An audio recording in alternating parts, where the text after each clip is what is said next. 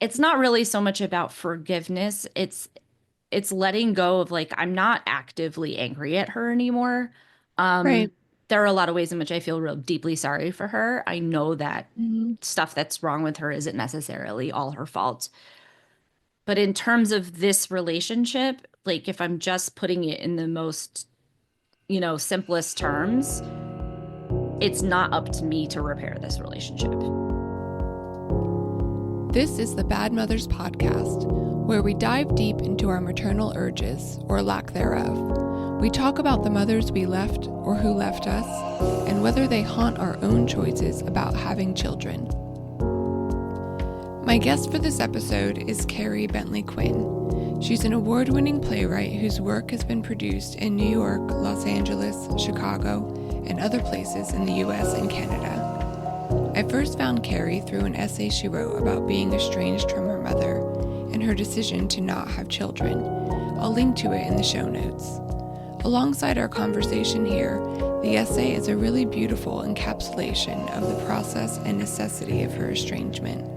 Her Substack, The Long Climb, contains essays about her experiences with trauma recovery, parental estrangement, and late diagnosed ADHD. Kari studied at Pace University and Hunter College and co-founded Mission to Ditmars, a theater company in Queens, New York, where she helped develop more than 30 new plays. I hope this conversation is helpful to you, but please be aware we do discuss suicide attempt, addiction, and alcoholism.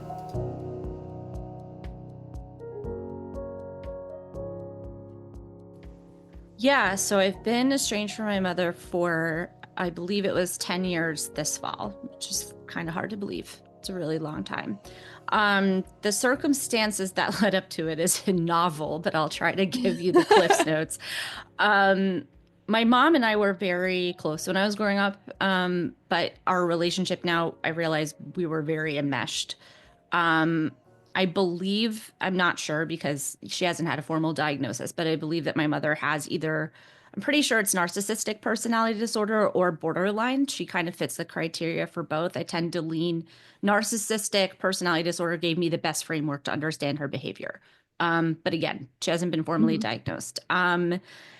So I was just more like her friend than her daughter. Like she would confide things in me, but we had that kind of relationship, and I thought that was good. I thought that was normal.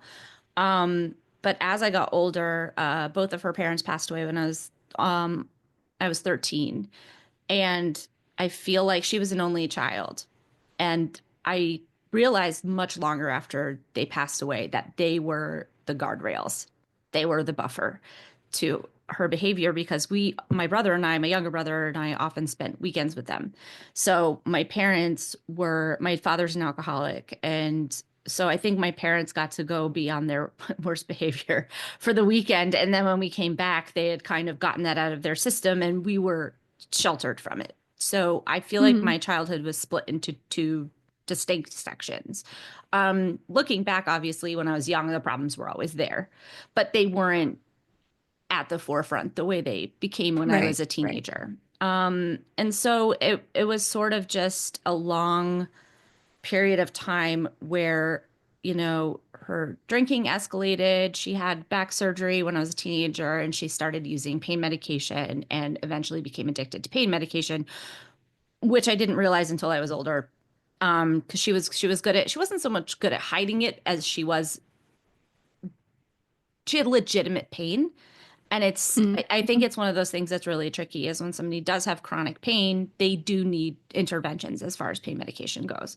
But unfortunately, that just, she'd mix it with the alcohol and that made her temper worse. And that kind of lowered her ability to cope in general. When I was a senior in high school, she attempted suicide for the first time. And it was, obviously it was a terrible experience. But she overdosed again several times, but every single time she would like call people and say she was going to do it. And she never, I remember there was one counselor at one of the hospitals who told me that they didn't think it was a serious attempt. It was more like an effort to either go into the hospital for a break or for attention or to clean up. Mhm. And this went on and off over the course between the ages of, I was 17, I stopped talking to her. I was in my early 30s. Um, and I was always the one having to, clean up the mess after. And she also was really cruel to me. She was emotionally abusive. Hmm. And that was something that took me a really long time to accept. Like, I didn't start therapy in earnest until I was in my late 20s. Or, oh, wait, was I 30? I think I just turned 30. And Um, sorry, just let me cut in for a second. How old are you now? I'm 43. So it was a few years then after you started therapy that you decided to cut off communication with your mom.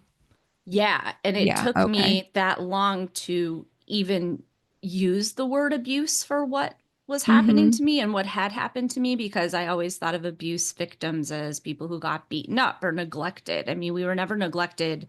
We Yeah, had clothing, we had food.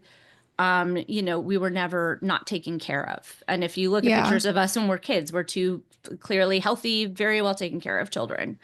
And it's You not know, something that you recognize, I guess, if that's how your life has been from the beginning, right? If it's how it's hmm. always been, I experience the same thing. You don't know there's anything wrong with it until you're older and looking back and thinking about the effect that it had on you. Oh, absolutely. And I think that because, partially because I was undiagnosed neurodivergent, I do think that there was the damage that it did to my self-esteem, especially because we're so sensitive about rejection. And when you feel rejected by a caregiver, like that's a Mm. whole other thing.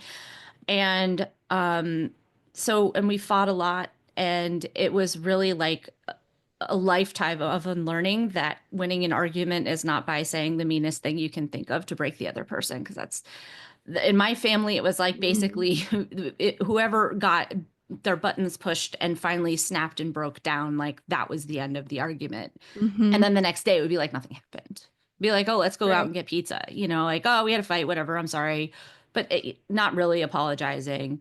Um, and I would just be, shattered from it, but I would just go along with it because I thought that was normal. It's like, well, families Mhm. fight.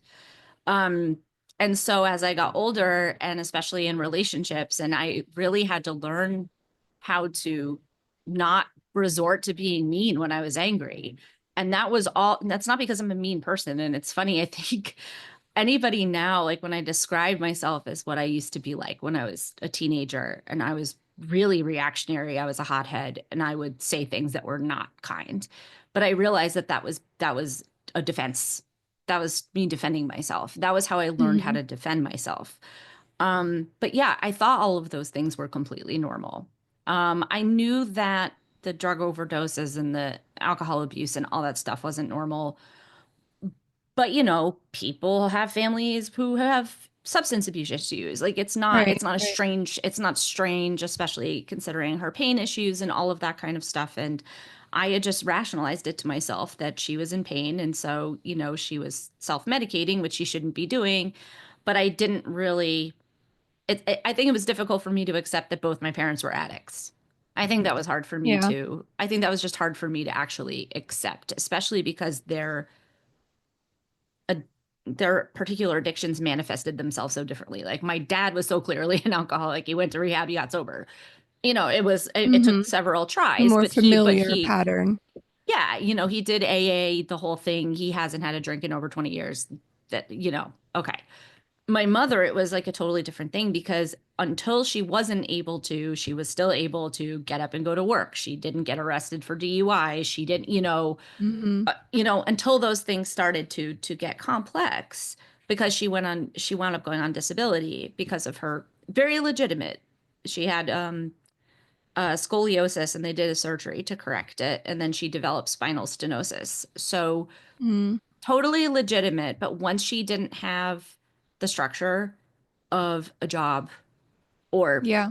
a husband, because they got divorced when I was a senior in high school, there was no one Yeah. keeping her Yeah. in check. And And once that happened, yeah. is that I imagine you said you're the oldest daughter. I'm also the oldest. I imagine it then felt like your responsibility to keep her in Hmm. check when those other guardrails were gone. Can you talk a little bit about Yeah. that? Oh, absolutely. So my younger brother's 4 years younger than me, and I did go away to school, but I went to school. I grew up in Connecticut and I went to school here in New York. So it was only an hour and a half from home. So I figured, if I ever need to go home for any reason, like, and I felt very guilty about his situation because I knew, and especially after my dad moved out, like I knew it was not a healthy situation. And, she was abusive to him too. And we obviously swapped stories when we got older, and it was pretty awful. And I felt terrible about it. But yes, I felt very much like I am responsible for her. And I felt Hmm. responsible for her. I felt financially responsible for her. When she needed money, I sent her money. Um, I paid her health insurance for a couple of years. Anytime she needed something, I would try to make sure she had it. I coordinated with doctors, when she had Yeah. surgeries, when, she needed better care, when she was in mental health treatment, inpatient, which she was several times. And Hmm. yeah, I felt like it was my job. And I was also made to feel like it was my job. So, partially by her and just by, I think this is a plight of women our age who are the Yeah. eldest Yeah. daughters. I really think that that seems to be a very common thread, especially with like the millennial, like Gen X kind of contingent, is that, okay, you're the oldest daughter, therefore you have to take care of everybody and your needs do Don't not matter. matter at Yeah. all. So, so things finally came to a head because I had been in therapy, and I was just starting to actually cope with it. And, I told my therapist about everything that was going on. And I remember her asking me once, like, how many times a day does she call you? I was like, oh, at least 3 to 4, if not 5. And she was like, do you talk to her 5 times a day? I said, well, I used to, but now I don't. Now there are times like when I'm at work. And I had just started a job that, they're really cool about everything, but they kind of frowned on a lot of like personal calls, like at your desk. And so I did the smartest thing, which is I did not give her my work number. I was like, this is my cell phone number. Like my office, like they don't want us taking too many personal calls. If I need to talk to you, I can, they're like, no problem, duck into an empty office. It's more just like, you know. So, she was calling me multiple times a day. My therapist was just like, well, what does she ask you for? And I'm like, well, it's either to bitch about something, or it's to berate me for something I did wrong, or it's for money, or, but it's never. And she was like, and how do you feel when the phone rings? And I started to get to the point, like at that point, I was at the point where just seeing her name come up on the phone would make me anxious. Yeah. Yeah. Like I would seize up and I'd be like, can I even deal with this right now? Like it took a level of intestinal fortitude to answer the phone because I knew it was either just going to be, or she was going to be intoxicated. Like if she called me after 6 p.m., like I wasn't answering the phone. I knew better. So things really came to a head when I decided to get my MFA in playwriting at Hunter College. So the classes were at night. So I was working a full-time day job and going to grad school. And I literally did not have time to deal. I just didn't have time to deal with it. And I tried everything. I was like, can we, and she'd call me and I wouldn't answer and she'd get mad. And I would say, Mom, I have a huge workload and I'm in school full time and I'm working full time. I don't have time to talk to you every day. I don't. I have a 25-page paper due next week, and I Hmm. hadn't been back in school. This was there was 10 years between my undergrad and my grad, Yeah. It gets and a I was lot like, I'm harder. not, it's so much harder. Like, going back to school, like as a full grown adult is so much different than Yeah. being in college. Because it's infantilizing in its own weird way. It's a journey. Mm.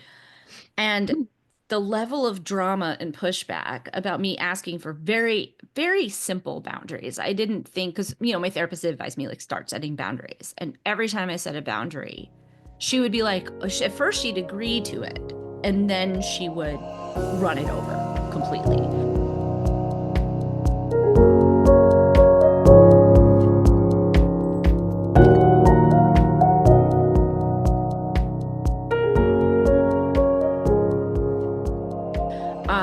And also her favorite thing was, well, what do you tell your therapist about me? Because my mother got very, very nervous when I went to therapy, Hmm. which was weird because I I was sort of like, well, everybody in New York has a therapist, Mom. Like this isn't weird, you know. I was like, I was struggling, and I'm That's trying to figure out what to do interesting. with my life. Yeah. Do you think that she had any awareness that she was a problem in your life? Because I tend to think that in these situations, at least something that makes me feel a bit better when I try to frame it for myself is that my mother doesn't realize that our relationship is a problem, is toxic. She thinks it's normal. So do you think that your mother knew that you probably had a lot of things to tell your therapist about her, and the therapist would be advising you to set some boundaries? I would imagine that she did. My mom is a lot of things, but she's not stupid. Mm, And I think that she would never admit that. I mean, I think she would never admit that. And she would always say things like, I know I'm a burden. I know mm, I'm a lot to deal with. Like she would say things like that, but then it would be like, but you did this, you did that. It was never like, I'm sorry that this is going something wrong. Like I did something wrong. I said something to upset you. Those things never really happened. It was always, I'm a burden. I know. Oh my God. It was a guilt trip. hmm. I think on some level, like she knew that she was pushing me a little too far. And I definitely think on some level, but she knew our relationship was difficult. And she always described me as, oh, well, you were a really difficult child. And I look back on it now and like, I was not a difficult child. I think my ADHD probably made me kind of a lot sometimes. I don't have the hyperactivity. They weren't looking for it in girls my age, so I wasn't bouncing off the walls crazy, but I had a big personality and a lot of imagination. And, I was a lot. I was very emotional, um, but I was also very intuitive. And I was also very, I would push back on her when she'd say things like, because I'd said so. And I wouldn't accept that as an answer, be like, why? Hmm. But I would want to know why. It wouldn't cut it just to say that. Um, but I was a really good teenager. Like I was a really straight-laced kid. And I think that's part of because I was taking care of everybody. Right.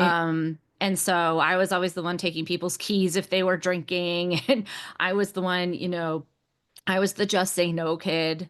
I really was. I didn't break curfew that often. I wasn't sneaking out. I didn't get pregnant. Like, I was a really good kid Yeah. and I had good grades. And I was always doing a million different things at once.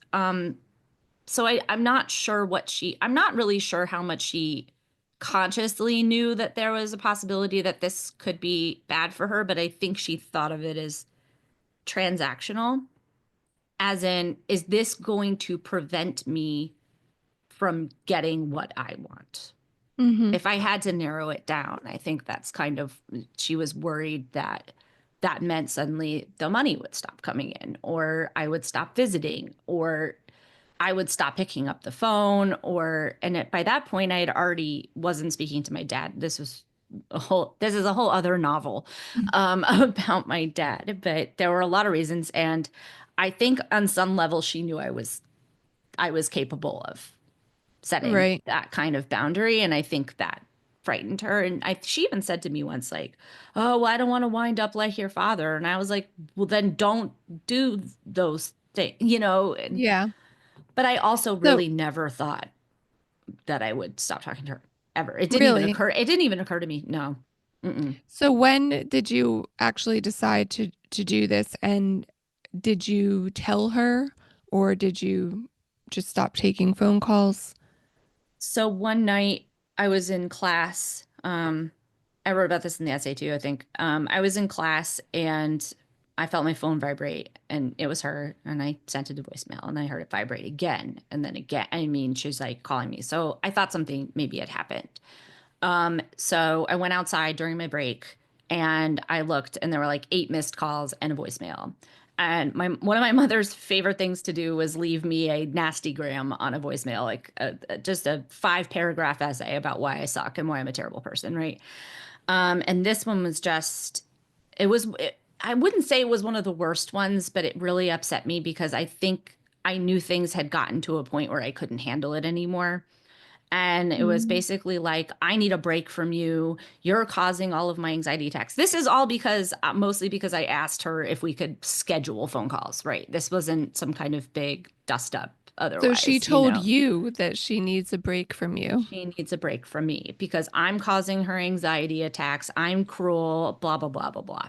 And of course, at the time, this was all very upsetting to me, and I was investigating all the ways in which this could be my fault. And now I'm just like, wow, like, way to flip it around.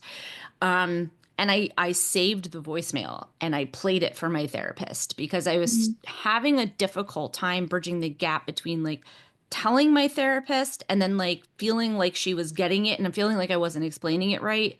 And I played it for her and she just listened to it and she just looked at me and she said, "How much longer do you think you can keep doing this?" Mm. And, of course, burst into tears because I was just like, okay, no, she's right. She was like, "You have been struggling. You're in school. You have all these things going on. This is abusive behavior. Like the words that your mother's saying to you, that's cruel." And she's like, and I feel like I've known you long enough to know that, like, you're not, this isn't the way that she's characterizing you is not who you are. Right. And, that's a lot to deal with. And I was like, oh, I don't know what to do. I said, I've done everything. I did everything you told me to do. I tried to set the boundaries. I took your advice. I've tried to keep my distance. I'm not going to visit as much. Like I've done everything and she just keeps ramping up. And I'm like, and I've tried to get her to go into drug and alcohol treatment. She says she doesn't have a problem. I've talked to mental health counselors. Like, I don't know what else to do. She was like, Right. call her bluff. Give her a break. Don't pick up the phone for a few days and see how you feel. And then it was like a few days turned into a week, and then a week turned into a month, and then a month turned into 2 months. And the longer that I stopped letting that sort of emotional abuse into my life, the more I was able to actually unravel the rest of it because there Hmm. was so much else, behind like what I had to go through in my trauma in therapy that I actually couldn't do while I was still speaking to her Yeah. because it would Yeah. just confuse me. Um, and more time went on. She wound up back in the hospital again. And a friend of hers called, and I had my best friend call her back for me and said, "Carrie's willing to do, if doctors need to speak to her, if you need consent for something, if there's a medical procedure she needs, like she's more than willing to speak to medical professionals and mental health people, but like she cannot have contact directly with her mom right now." Yeah. Um, and, and her friend was like, "No, I totally understand." And, there were more, the contact attempts just started to die off after a little while, but there was a lot of it. They call it flying monkeys in narcissism literature, where the narcissist, having tried everything they can to get your attention, will send usually very well-meaning people, but people who enable them Hmm. to try to reestablish contact. Um, and then just time just kept going on and life just kept marching on and I started to get better. Yeah. Um, I did well in my program, like my career started to get some traction and I just realized that like I had gone about as far as I could go in trying to help her and she needed more help than I could give her. And if I didn't start taking care of myself in a serious way, I could very well wind up in a similar place. Right. Um, and so I just didn't go back.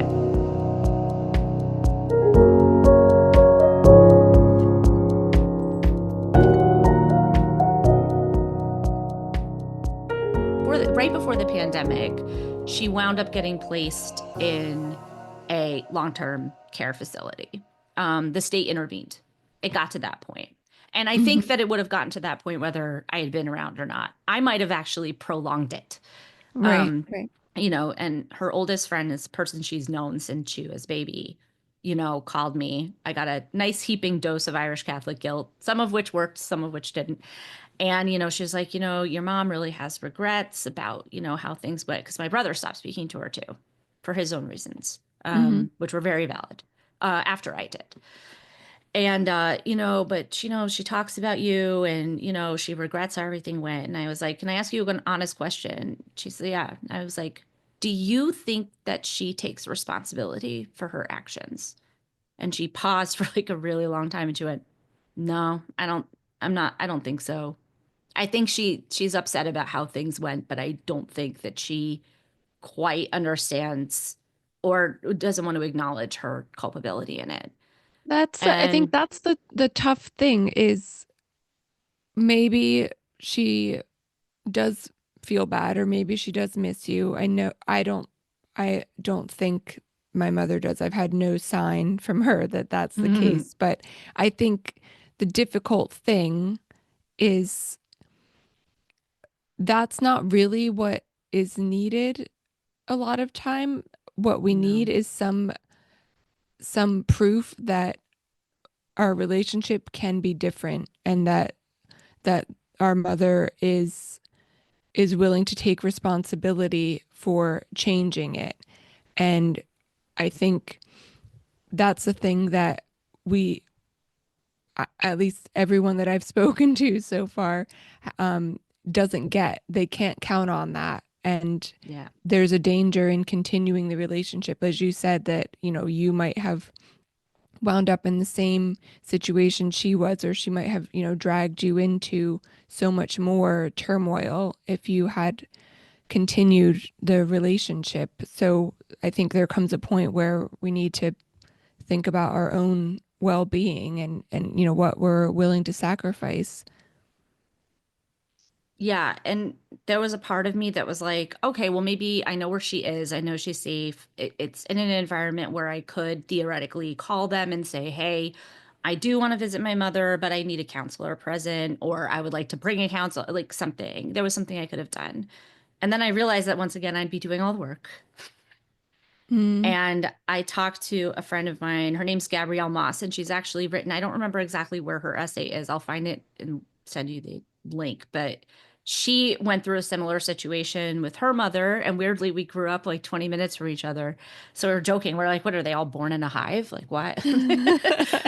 Yeah, her mom was an elementary school teacher at my brother's elementary school. So, like, we were from the same area, we're around the same age. And she actually did go to see her mother a few years after they became estranged, who had been hospitalized for mental health reasons. And she said it was like she regressed. It was like because her mother hadn't changed one bit.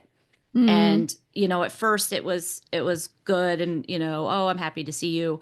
And very quickly it devolved right back into the same patterns and the same yeah, verbal abuse and the gaslighting, and she found herself hysterically crying in the hospital cafeteria, and it actually put her progress back. yeah, And that was a risk that I just wasn't willing to take. hmm, And at this point, I don't know what it would take. And it's not that forgiveness is such a tricky word. I feel like everybody's like, oh, but you need to forgive. And it's like, okay, it's not really so much about forgiveness. It's letting go of, like, I'm not actively angry at her anymore. right. Um, there are a lot of ways in which I feel real deeply sorry for her. I know that Hmm. stuff that's wrong with her isn't necessarily all her fault. But in terms of this relationship, like if I'm just putting it in the most simplest terms, it's not up to me to repair this relationship. That's not my Right. job. And I don't think she's capable of it. And that makes me sad for her because she doesn't have a relationship with either of her children. And Yeah. I think at this point, if she really was very serious about it, there are ways in which she could have presented it instead of sending people to do things like email my agent, which actually happened. Yeah, that was really humiliating. I mean, luckily she's a theater agent. It's like not the craziest thing she's ever heard in her life, so it was okay. But just No. trying any way to get in touch with me without making any kind of meaningful amends, and just basically making me feel like I was being stalked. Like Yeah. both my parents have like done some pretty stalkery behavior, and I'm like, I don't know why people think that works. It actually makes me less likely to speak to you. because it's Yeah, I think, abusive in its own way. right. It's not respecting the boundaries that you've established. So I think that what you said about forgiveness is really interesting because so much of the discourse around estrangement is from the point of view of the parents who feel they've been abandoned and let down by their children and they haven't done anything wrong and they want to reconnect. And there's so little from the point of view of the adult children who are just trying to, have a life that isn't burdened with this anxiety of maintaining those relationships. Um, I agree. I think forgiveness isn't really a part of it, especially after years of estrangement. It's not something I don't think about it. I mean, I don't hold any grudges against my mom. I do wish that things could have been different, but it's very clear to me now that it's just not possible. That's not the life that we were given. So we have to just do our best with what we have now. Um, I think one thing that I like to talk about with people in this situation is what are the circumstances like in a perfect world in a dream, because I know this isn't possible, but what are the circumstances where you would be able to reconcile? Have you thought about what that might look like? Oh, yeah, I've thought about it a lot. And I think at this point, I'm not sure there really even is a dream for it because I because I know it's so impossible. But I think, Hmm. you know, my mother is sober now, but that's because she was forced to be, because that was one of the conditions of her being placed in this place. And I mean, God bless the person who had to dry her out. I feel bad for them. Like, my mother is, I get a lot of things from my mother, and being stubborn and headstrong is definitely one of them. And it must not have been an easy time. Um, I think in a perfect world, I would have gotten a call from a therapist or a mental health person who was like, your mom wants to speak to you. You can have your own therapist with you if you want. Like, we can have this sit down. And for my mother to, I mean, really to say that she genuinely was sorry. Hmm. I mean, honestly, like, and, without the excuses, and just to be like, I understand that I really hurt you and I'm really sorry. And I want to know if we can at least try to have a cordial relationship, like bare minimum kind of stuff. And Right. not the I'm Right. sorry, but oh, I'm sorry, but you did this to me. Hmm. To acknowledge that she had been abusive to both me and my brother. And the hardest part for me to get over was the stuff she did with my brother. Our relationships were very different. And he was both, because he was the youngest, he was both, his, his coddling was more, but the abuse was worse in Mm. its own way. You know what I mean? So Yeah. he had a whole different set of things, but me as the protective older sister who did feel very responsible for him, and she also kind of triangulated communication between the two of us so that our relationship actually wasn't that great for a while. And when we Hmm. finally sat down and started to swap stories, we realized that we had both been lied to, and there were things that we were told by her that were fabricated. And Right. that was really, really difficult for me to deal with. And I think that the last step of getting past the rage about it was getting past the stuff with my brother, because it's just like, I trusted you to take care of your own child, but I felt very responsible, and Hmm. it was very hard for me to deal with, because I knew that my leaving to go to school was putting him in a precarious situation, but I had hoped he would get out sooner than he did. It's funny because you felt that responsibility for your brother, and maybe um it sounds like your mother, you were forced to bear that responsibility because of her abuse, Mm-hmm. but then she sort of used that against you, used used it as a way to hurt you, I suppose, by hurting your brother who she made your responsibility. Does that make Yeah. sense? Yeah. Yes, it does make sense. And it's a real, I mean, it's just a real, mishmash of stuff in your brain. Like when Mm-hmm. I was just unraveling all of this and like being like, okay, I was not actually responsible for my brother, but like who was responsible for him? Mm-hmm. Like they both my parents completely abdicated their responsibility, especially with him. Mm-hmm. Which made me really angry, but I also had to let that go. Like I had to let go of the burden I felt on myself about it because I couldn't have stopped it. Yeah. There's nothing 17, 18-year-old me, I didn't have that much power. Like, teenage I girls don't have a lot of power in this I world. relate to this so much, so much. I won't get into all of that. I've written about it as well. So, Well, I have but to go read all about it because yeah, it's really fascinating how all of this happens, yeah. and how we're set up in these roles and responsibilities, And for then siblings sort that of, I don't they're know if this siblings. was, I don't know if it was your experience, but then the fact that my sisters were my responsibility was sort of weaponized against me by my mother. Like she liked to say, or feign confusion or frustration when I tried to mother my siblings. She would say, "But I'm the mother."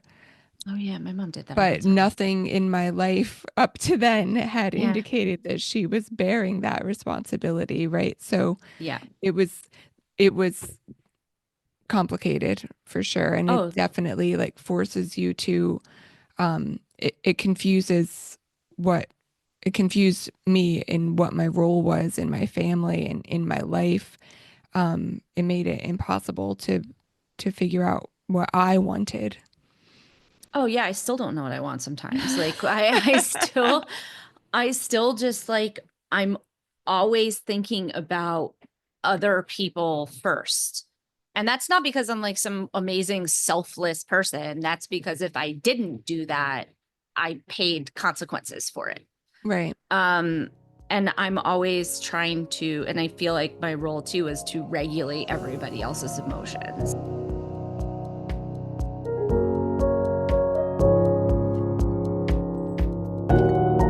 I want to make sure we talk about the fact that you have decided not to have children.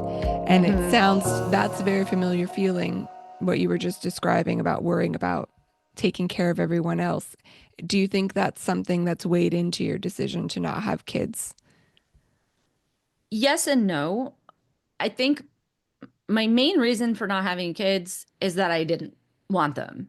Mm-hmm. I grew up like thinking that I should want them, but I never did. I kind of all played the pretend, where you walk around with the pregnant belly when you're a kid, you stuff a pillow in your nightgown, you're like playing Mm-hmm. pretend. But I never really liked like baby dolls and stuff. Like, my Barbies had very adult soap opera storylines, it wasn't all about babies and family. Um, and I also just was reared up on some, thank God, some good feminism, Mm-hmm. not from my parents, but from being in theater and Tori Amos and, Riot Girl in the 90s stuff. And knowing that that was even an option was huge for me. Like I didn't even realize you could just choose not to.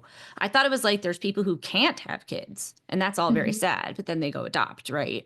Or you have kids, like you get married, you have kids. That's what you do. So when I started, especially when I was in college, when I started to meet people who willingly chose not to have children, and especially like I met a lot of queer women, and once I got in like queer community, this is when I started to meet people who like willingly didn't have kids, or Mm-hmm. they couldn't afford to adopt. And unfortunately, two people of the same sex can't procreate, and at the time, IVF was more rare, adoption was more difficult for gay people then. But this idea that you could just opt out had never occurred to me, and I was also absolutely petrified of being pregnant, Mm-hmm. petrified of childbirth. The entire situation sounded, I think because I always felt like I did never had any privacy or control or boundaries around my own body. Like I wasn't sexually abused, but there was it's what they call like covert incest, which is like your parents like making inappropriate sexual remarks or comments, not necessarily about you, but kind of like my parents talking about their sex life in front of my friends, that kind of thing. Mm-hmm. That I've always had, like, I've built a little bubble around myself. And like, there are very few people that I've been truly like, okay, like very close, intimate with, because I'm very protective of my body. And the idea of something like that happening that I did not have control over Right. was just no. But I think if I had really wanted it, I could have gotten past it. Right. Um, and then the older I got, the more I valued my freedom. And no matter how egalitarian the marriage, and I've seen this happen over and over and over, women in heterosexual relationships who have children get the short end of the stick. Hmm. I mean, There's no way around it, is there? I mean, there's not as it stands now. No, there's not. And there should be a more supportive system for mothers in this country. And I am not anti children. I love children. I mean, mhm. I have two, I call them my nieces, but they're my best friend's children. Both of my best friends have children, who also had difficult relationships with their mothers. Mhm. And they're beautiful, wonderful little girls. One's 12, one's 4. I would take a bullet for either of them. No interest in going through the terror of having your heart walk around outside of your own body, which is how they described it. Or Yeah. the other way, when you don't feel those things. I don't think my mother wanted to be a mother. I think my mom wanted babies. I think she wanted babies who Yeah. loved her. And as soon as we became our own people, I don't think she wanted Hmm. anything to do with it. The Yeah, ADHD exactly. thing, Exactly. yeah, Hmm. the ADHD thing factors in with me too. Whenever I'd read those stories about like people accidentally leaving an infant in a hot car, and people would be like, "Oh my God, how could people do such a thing?" But and I'd be like, "I totally understand." Because I would lose things, like I would forget Hmm. things if I don't have enough sleep. Like my brain's all over the place. I'm thinking about 700 other things, and I think there was that terror, and I It think is that terror, isn't it? I think the first absolutely. time I heard one of those stories, I thought, yeah, I can see how that could happen. And it's horrible. I can't imagine living with something like that. But No, I think just generally the responsibility of an infant is scary. That scares me, to the point that having children is not an appealing idea, um, along with lots of other reasons. But I think, as you said, your mom, I think my mom did like the idea of having babies, having something that needed her. But that's a resentment that brews then when you don't need her anymore. hmm. Yeah. And I think that she really, the more I tried to be independent and push away from her, the more she rebelled. And the more, and I Mm. mean, she talked all the time about how much she sacrificed and all the things she had to give up. And I never asked you to do that. Mm-hmm. I didn't ask to be born, you chose. And I think that, having children should be a choice. It should be a well thought out decision, even if it happens by accident. And this is why it's so important to that we continue the fight for reproductive rights in this country, which Mm-hmm. really is very serious fight that we're at the moment losing the battle, but hopefully we'll win the war. I'd like to be more optimistic than that, but that's where I'm at with it. Mm-hmm. I think that the access to choice means that you're not being, I think it's difficult to ask somebody not to resent something that they've been trapped into. Yeah. That could be a trap of their own making. That could be a trap of society, of marriage, of patriarchy, whatever. But I think that it should be the biggest decision that you make. And I don't think you should just do it on a whim or because it happened by accident. Like, I don't think you should have to go through with it if you don't want to, because it's also a life-threatening medical condition and you can Yes, and die. and for all the reasons that we talk about here, I think it's so important that these are considered choices and that we aren't guilted or coerced into a lifelong responsibility. And I know, this is a common argument that you could, if it's a pregnancy you didn't plan on and you don't want, you could give the child up for adoption after the birth. That completely dismisses the burden and the risk of pregnancy and childbirth, which is Mhm. huge, especially in the United States and especially for women of color. So I think it's just Uh, so dismissive to say, oh, well, there's always adoption. And I know someone who had a baby and gave it up for adoption, and it was an open adoption. So they did get to see, but it was brutal Mm, in every single way that people can't, they don't think about this. They don't think about mm-hmm. how a young mother is going to feel when they go through pregnancy and childbirth and then Right. hand the baby to someone and then go home by themselves. Mm-hmm. And then if they are part of the child's life, there's these complicated negotiations around it, and it can be Mm-hmm. really great, but it's also very complicated. It's not an easy thing. And adopting a child is very expensive and not easy for people to. I mean, you don't need a license to to have a Mm. baby, but you have to spend a lot of money and go through a lot of vetting before you're allowed to adopt. So adoption being tossed off as like a simple option has always made me angry because it's not in Yeah, any it's it's not. it's And not ideal for anyone. I do think that if my mother and maybe lots of others in that generation had the luxury of these conversations and thinking about, is this something that I really want, rather than just plowing ahead with what everybody said you should do, if they might have decided not to have kids. And that's why I think the reproductive rights is such an important thing to fight for, because we don't need more women in the world who didn't really want to have kids or aren't capable of caring for them properly having kids, because it causes a lot of pain as we grow Yeah. up with these women who are struggling with mental illness or addiction, or just didn't want to have kids or aren't suited to it. Yeah, and it's also right now, at least here, it's not a society where it's nurturing or supportive for mothers. Like the good thing about when I was growing up is I grew up in a really tight-knit neighborhood. So if I went out, and we were allowed to go out and run around unattended, that would never happen now. But we weren't really unattended because I had like 8 moms on my street. And if I was Hmm. screwing around in someone's yard and we were doing something we weren't supposed to do, my mom was going to find out about the phone tree in about 10 minutes, or she'd hear them yelling at me from up the street. So I had this village of people kind of co-raising me. And I think that part of the reason why I turned out relatively okay is because I did have these other adults in my life looking out for me. And Hmm. that's the role that I try to play with my nieces, is that I want to be a loving, supportive presence in their life. And I want to be someone they can rely on.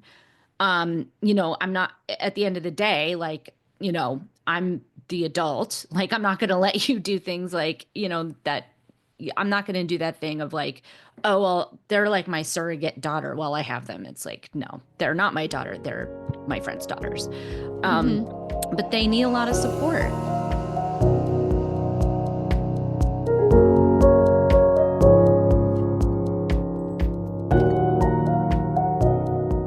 One of my friends is, she's an attorney. She makes a nice living.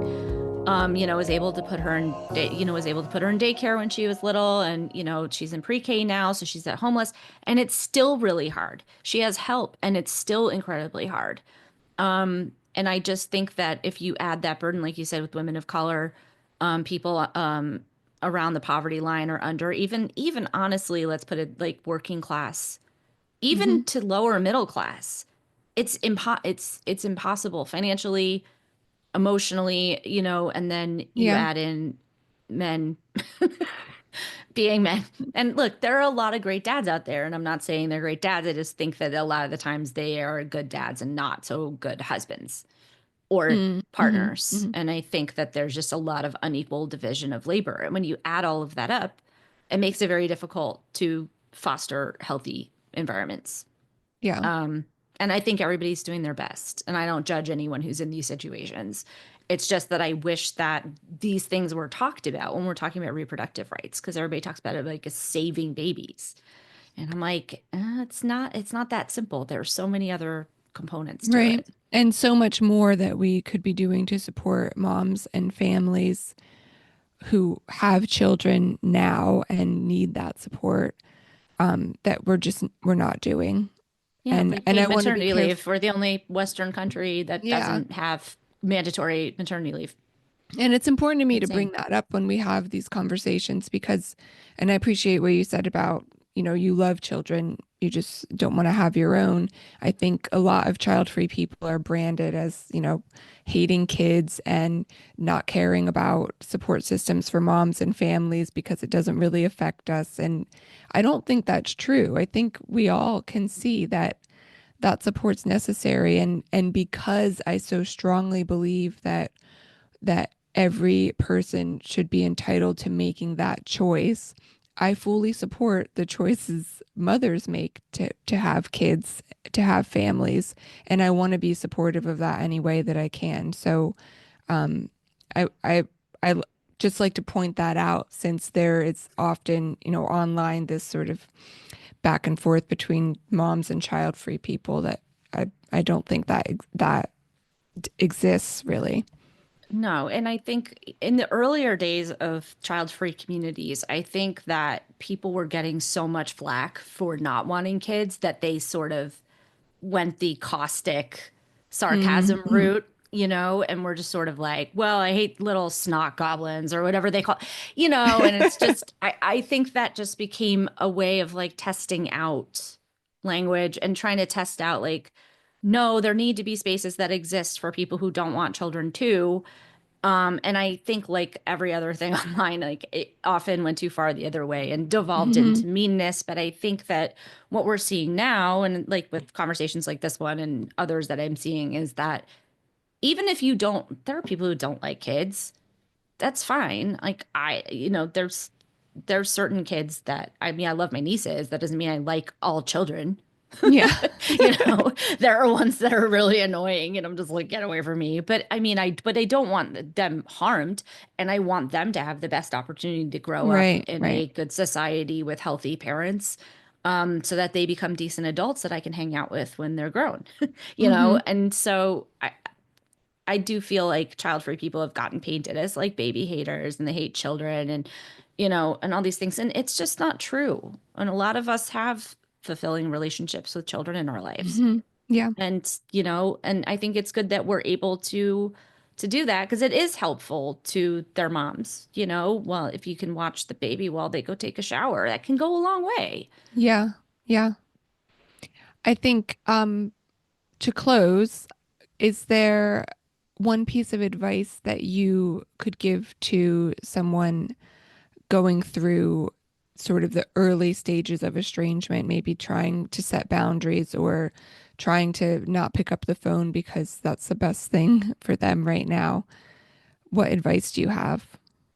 Ugh, it's hard. It's hard to say just because everybody's reactions are going to be so individual. But I really think that you have to think of it, especially if you are in an enmeshed toxic relationship with your parent, like it's very communicative. It's going to feel a little bit like withdrawal. I remember walking around those early days of not talking to my mother, and I had talked to her pretty much every single day since the day I was born, and walking around feeling like someone cut a limb off, like Mhm. just feeling like this complete. I felt so unmoored by it. And it wasn't that I was like longing for her. That wasn't it. It was this it, almost like a drug withdrawal in terms of just Mhm. like I don't know how I'm feeling. Like one second I'd be crying, the next second I'd be angry, then I would feel relieved, and then I would just feel less stressed out, and then I feel guilty about it. It's grief. It's Yeah. grief, and and even if you don't like your parent that much, you don't even feel like that's a person that you like or respect anymore, you are still going to go through the stages of grief and they don't come in order and they'll sneak up on you.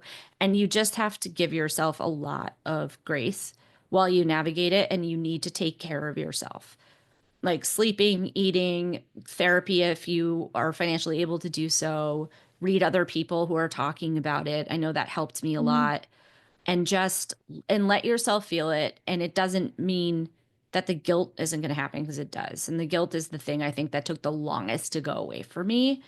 But sometimes you just have to go through it, and then good things will start to happen because you've set those boundaries, and eventually like it's going to enable you to figure out who you are in all of this. And I think that a Yeah. thing a lot of us struggle with is that so much of our identity was wrapped up in this toxic relationship that we don't know ourselves. And that's also very uncomfortable because your Yeah. parent is supposed to be one of the people who knows you the best in the world.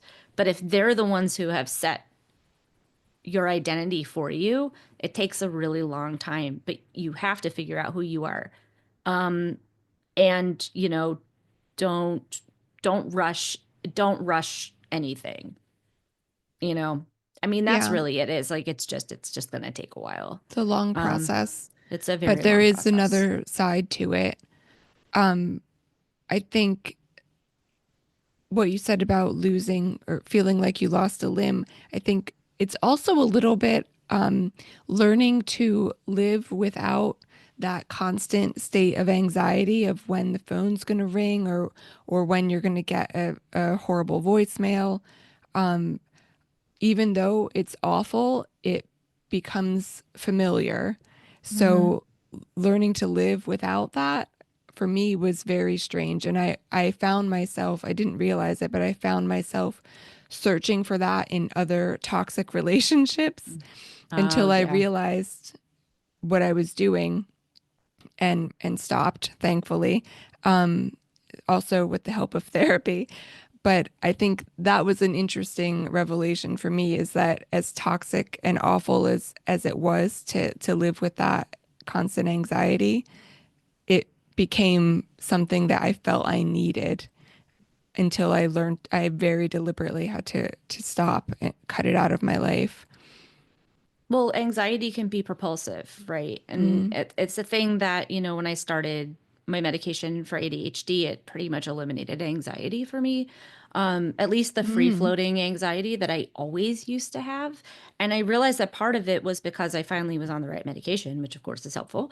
But it's also because, like you said, having gone through that, and taking away that level of anxiety, that once I was finally on the right medical treatment, it really showed how much I had actually removed these kinds of really deeply anxiety inducing toxic things from my life. But then it was about finding what my motivation is to do things without the anxiety, oh, wow. which Yeah. has been really interesting because I Mm, used to berate myself until I got something done. mm-hmm. Yeah, I had a deadline or, whatever I would, but it was also part of like dealing with the hypervigilance of I was always like ready to go because Mm-hmm. of the situation that I was in with my mother. If it wasn't her calling me, yeah, the nasty voicemails, whatever, it would be like she's in the hospital or she needs this or the health insurance denied this and you got to call this person. And yeah, when you lose that, all of a sudden it's like your brain is always trying to get back to stasis. Yeah. It doesn't necessarily distinguish between like what's healthy and what's not healthy to get there. It just wants you to get there. And so yeah, Mm-hmm. that's a really good point, like that your brain will just try to overcompensate and will look for that kind of stimulus elsewhere to kind of balance things out. Yeah. And I mean, that's brain chemistry and it's also patterns. Yeah. And you just have to like relearn how to do things. Yeah. It's a lot of reprogramming, but um, I'll, try to end on a positive note that it is possible. Um, it is possible and the guilt does fade away. It doesn't go away completely, but it becomes bearable, I think. And you also gain perspective, as you said, to see that estrangement in some cases is going to be the best outcome that we can hope for. Oh, absolutely. And I talk about it so casually just because like I've done all of this work and like, I think people expect you to be like really emotional when you're talking about it. And it's like, I have cried and broken down about this Yeah. situation more times than I can count. But the thing that I know is that I don't think that I would be able to have the life that I have if I had not gotten myself out of that situation. Yeah. And uh, and it's not because the outcome of my mom's situation would have wound up differently. And when you take yourself out of it and you realize that you don't have nearly as much power as you think you do over Hmm. what other people do, you have that power over yourself. You do not have that power over other people and their choices. No matter how much you Yeah. want to think that your daughter love is really going to make them change this time.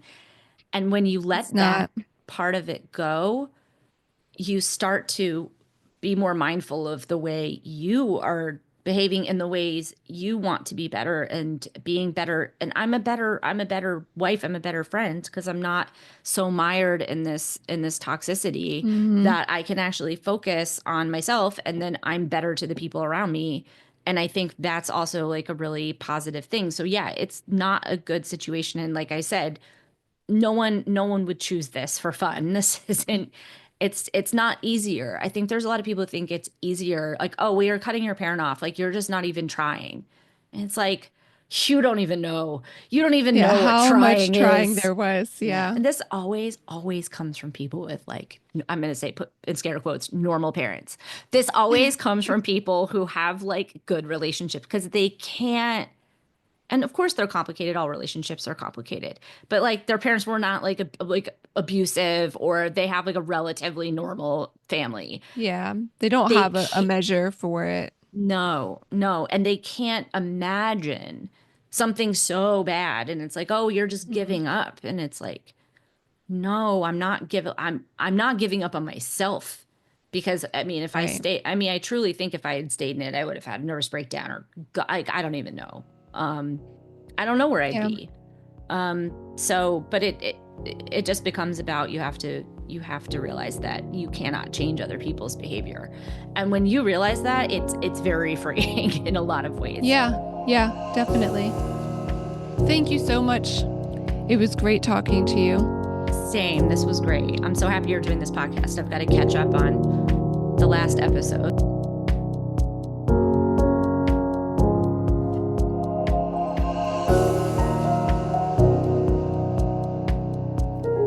Bad Mothers is written, produced, and edited by me, Monica Cardenas. I'd love it if you'd rate and review the show and get in touch with any feedback. You can find me on my Substack, and guess what? It's called Bad Mothers too.